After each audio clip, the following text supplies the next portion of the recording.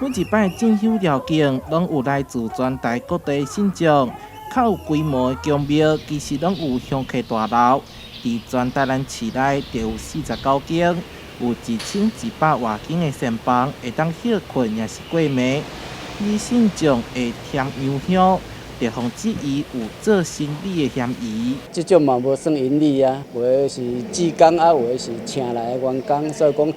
拢爱开销啊！我觉得香客大楼都是偏服务性质，并不会是说真的要跟外面的民宿业者销价竞争。法定观光条例有规定，为以盈利为目的，提供特定对象带卖场所有盈利之实施者，应该爱伫咧修正开始的10天以内，向地方主管机关申请登记为旅馆业。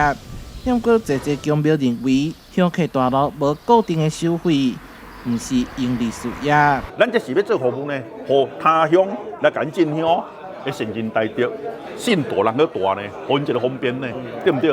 哦，啊，你若讲要以咱的迄个生意人来讲，讲我开间饭店，开旅社，靠了自由添香100块，拢是这个添油香，完全甲盈利有无关系。啊，所以这造成着因有一个压力，讲哇，若变成旅馆，安尼因所有拢爱符合着旅馆的条件，安尼迄个部分。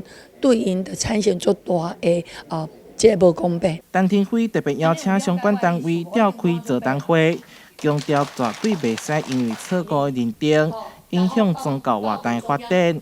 会中确定香客大楼无盈利事实，未来将由台南市政府申报，量早为中央观光署当中解除列管。